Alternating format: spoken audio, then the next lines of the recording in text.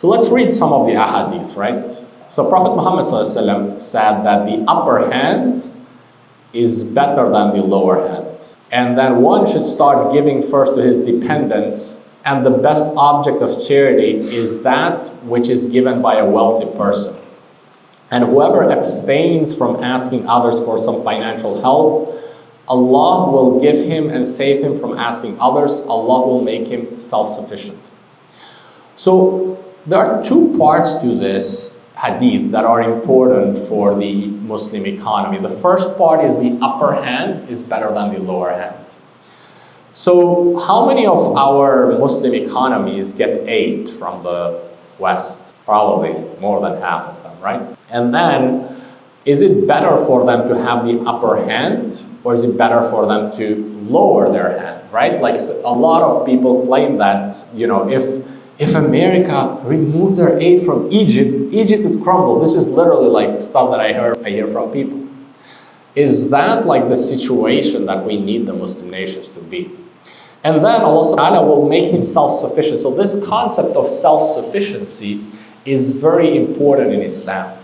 We don't want to be subservient to others. We don't want to be in need of others. You want to be in need of Allah subhanahu wa ta'ala, but you don't want to be in need of others.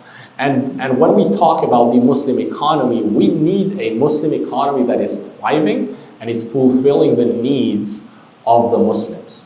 And it does not need anybody. We have enough land and we have enough resources across all of these countries to be able to fulfill all of the Muslim needs. Another important hadith is the hadith of Anas ibn Malik. If the Prophet Muhammad said, if the final hour comes while you have a shoot of a plant in your hands, and it is possible for you to plant it before the hour comes, you should plant it. So this is a very important hadith as well, especially in this time when we're seeing kind of like as if the world has kind of like overpowered us, as if the world has taken over all of our resources, as if we can't do anything. So this is what we call like paralysis, right? When you basically like, you are so shocked that you just can't move, right? And that's what's gonna happen in the day of judgment. You're gonna be so shocked at what you're seeing, and what the Prophet Muhammad is saying, it's still plant that seed, even though you know it's going to be dropped, right? And there's a lot of these philosophies. Some brothers, mashallah, don't want to do anything. They're waiting for Mahdi. Inshallah, Mahdi will come. But we really need to build, we need to plant seeds, we need to contribute towards the Muslim economy because we really don't want to be dependent. The final thing about what Qur'an and Sunnah say about the Muslim economy that I want to talk about is that Muslims built their own markets. So let's talk about the incident of what happened in the Banu Qaynuqa market during the time of Prophet Muhammad ﷺ. So there was this wife of the Ansari. She went to a jeweler, a person who was doing jewelry, and a Jew from the tribe of the Banu Qaynuqa, he kind of had a fork and he stripped her dress back and her dress fell. And then the Muslim that was in there, an Ansari that was in there, and they actually started laughing at her. And he became so upset that he actually killed him. He killed him. And then they killed the Muslim, okay? And then that opened a full war where the Jews got out of the covenant that the Prophet Muhammad ﷺ, when he went there, he put a covenant which established justice and rights to everybody. So they pulled out from there.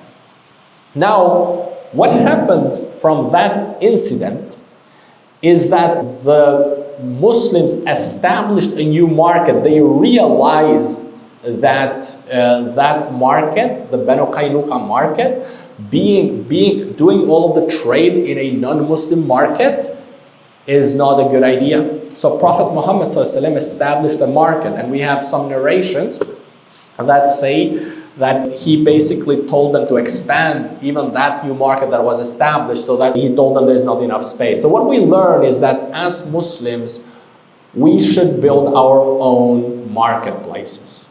Even, for example, there is like Amazon. Do we have a Muslim like Amazon, right? We don't have a Muslim Amazon or a Muslim eBay or this or that. We're always kind of dependent on the Western markets to trade on. So I want to also tell you guys this story that it just literally happened like a couple of weeks ago. And that tells you that we can really build. It's not that we can't build, because we can see smaller communities that have a lot less potential than us actually build. I met with a guy, he is a Mennonite. Mennonite is similar to the Amish. And he was telling me a story that those guys don't use internet, and when the internet came, like their church made internet haram. But then the business people among the Mennonites, they were like, hey, look, like we gotta do business. There's no way for us to like make this internet thing haram. So what they did is that they gathered and they created a whole internet service provider with the entire networking and everything that would remove all of the haram stuff, nudity and all of that. So it was not an app, it was literally like the entire internet system with the wires and everything, and they would control it at that level. So what we see is that it is really possible for us to build. It is just like it is for the other communities to build, it is possible for Muslims to build. And it is a need that the Muslims have, and we cannot remain dependent. But how do we start, right? A lot of times we stay dependent on these governments, right? We're like, oh, but such government is not doing anything. Oh, but the government has to provide this. Oh, but the government has to provide that.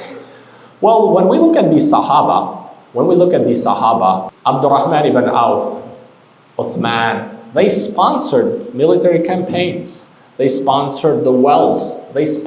So basically these business people made a huge difference in the Muslim economy. And it didn't, the state was not fully established by then, but they still were able to contribute because their niyyah was right. They really wanted to contribute for Islam.